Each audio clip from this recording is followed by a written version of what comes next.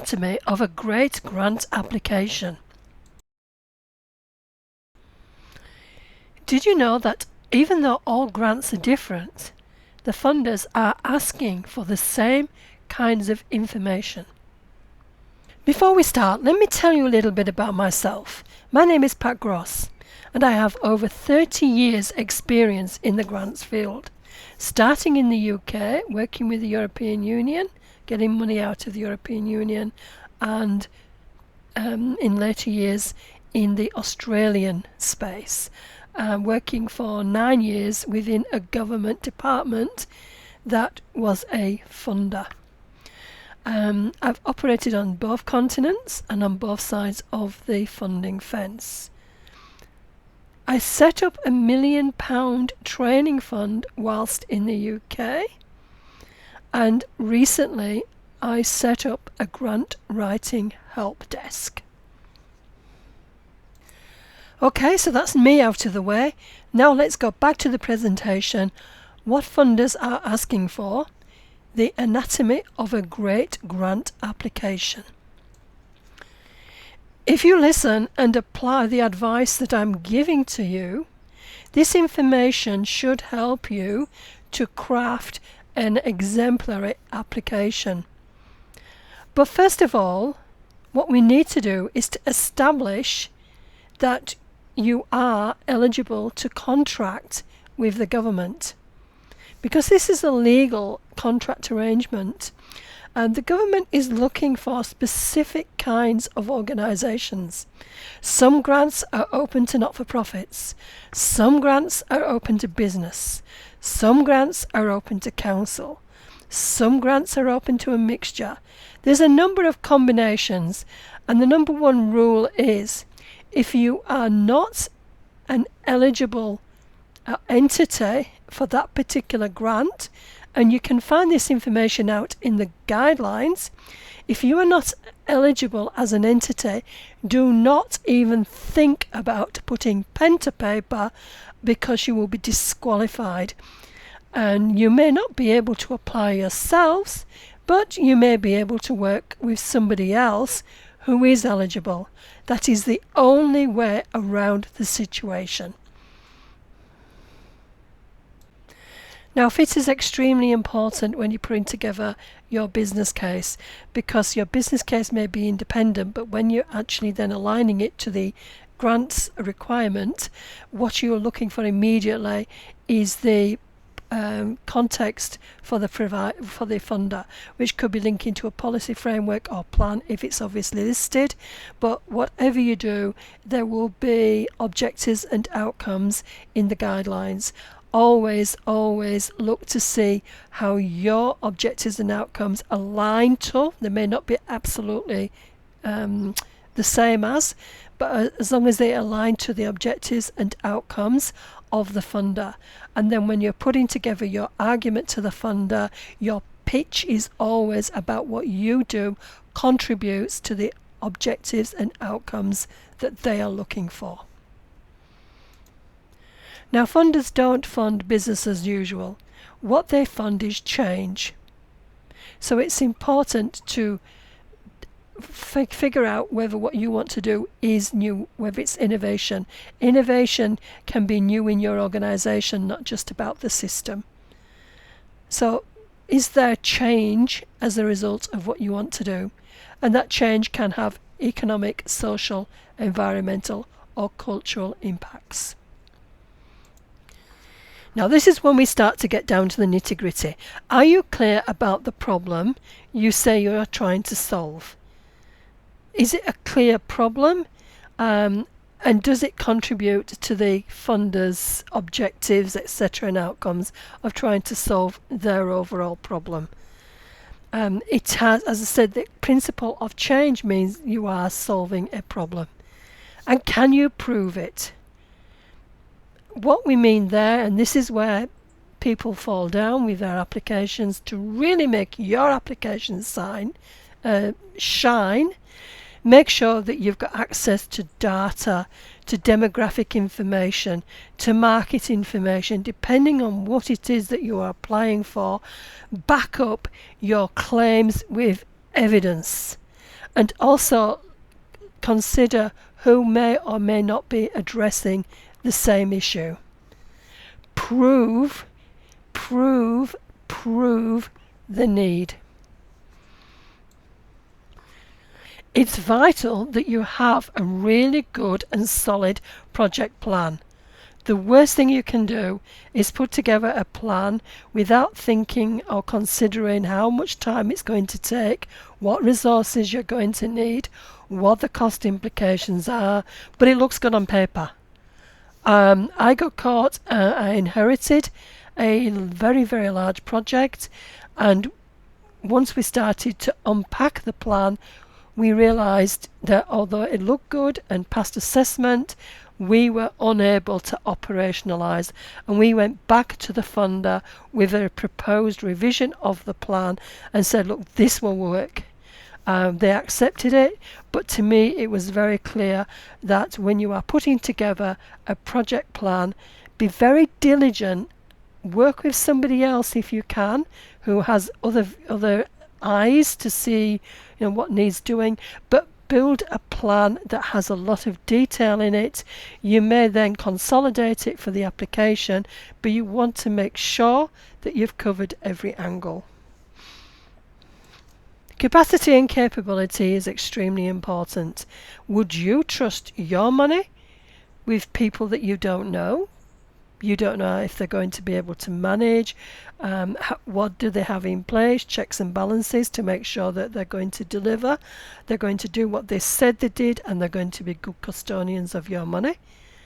That's why it's very important to have the right capability in place at all levels. First of all, you need to have that capacity to be able to deliver the program that you've asked the money for. Well, the worst thing you can do is to get the money and then find that you don't have the staff resources available. It's other priorities in the organisation. It doesn't look good. It doesn't look good for you or for anybody else. So make sure that you're able to start delivering that project as soon as it's approved. Never ever start before you've got approval, because all that is ineligible. But make sure that you can deliver as soon as the money's approved, and you can deliver to plan. And also make sure that you have the ability within the higher level of the organisation to monitor the agreement. Remember, it's a formal legal agreement with the funding body, so that you're working to contract, so that you've got the capability at the top of the tree to monitor, report, manage risks. You have regular meetings. It's in your board or committee meeting papers, etc., or not just the papers but the meeting themselves.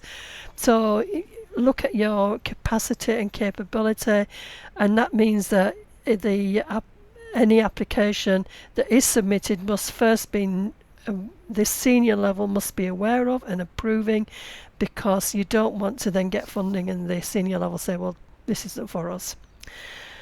And then proof of prior success is another way to show your capability, to show that you have the expertise and you've got the experience of running similar projects. All of this information you can actually pre-plan, prepare, and I'll show you in a couple of slides how you can do that for free.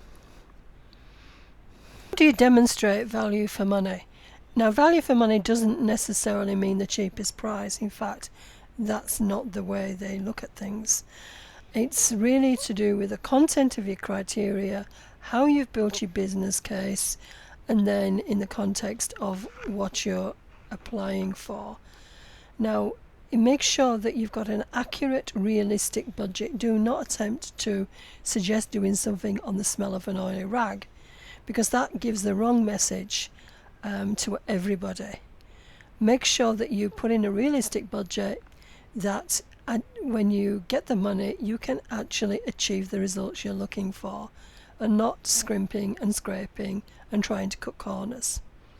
Make sure you've got up-to-date quotes ready to be able to submit with the application, and use those quotes to inform your budget. Include match funding where required. Now that can be in kind and it can be in cash or cash. But make sure that you do have access to the additional funding. You may even be required to get a letter from whoever's supplying the additional funding to confirm that that funding will be available. Make sure that you have included eligible expenditure according to what the funder is looking for. If what you want to spend falls outside of the eligible expenditure, then that's a cost to you. And make sure that your income and expenditure balance. Now, these days it's not so much an issue because the online the online programs actually make sure the checks and balances are in place so that you can't move forward unless you have balanced the budget. Now, some people don't actually put a lot of weight into the evaluation plan, but it is an essential part of a well-constructed application. Because this is where you prove your success. This is where you be able to measure the outcomes, how you will know that you've achieved the expected outcomes, the evidence that you can show, the information you've collected about the change process, what you have learned, what lessons or findings can you record for the future. And also, this information isn't just for the funder to stack in their shelf, metaphorically speaking, but how can you use this information? How can you use it to lobby? How can you use it for the next project? How can you use it for the next funding? How can you use it to get the point across? There's many ways that you can use this evaluation information, providing you go through the process, and demonstrate with data rather than just coming out with information that you cannot verify. But if you do the evaluation plan and you document it in your application and then go through the evaluation process, you can measure the change from the beginning of the project right through to the end and beyond. Now, outside of the criteria questions that are building the business case, you may be required to provide additional evidence, such as proof of business type. So if you're a not-for-profit, for example, you may be required to supply your association incorporation certificate or evidence of you being a company limited by guarantee. Risk and project plans, these plans may be required over and above the space within the criteria. Financial records, you may be required to provide your profit and loss and balance sheets for up to 3 years. Planning permits are required if you are applying for infrastructure projects, along with owner permissions if the building that you are going to make developments to is not your own. You may also require tenure, and there may be a time period for which that tenure is required. You will be required to have senior level support and verification of that support, which could either be an independent letter, or you may be, you will be required to ensure that the submission is carried out by somebody within the organisation that has got the authority to do that in the first place. And then the letters of support, not just about how good you are, but use the opportunity to continue to tell the story of need and get letters in that demonstrate and show that there is a problem out there, and these supporters putting this together have witnessed this situation. So we've quickly gone through how the criteria is building a business case. But where do you start? Well, we have a free to download project planning app. All you need to do is one of three things. Go onto the Android store, the iOS store, or go onto the Grant Writing Help Desk, where you can download a copy of this free to use app. And basically what it does is it walks you through the business case process. So if you've got an idea, you haven't found the grant for it yet, but you want to get that idea out of your head onto paper, metaphorically speaking, then this is the app to do it. We also have a grant writing help desk.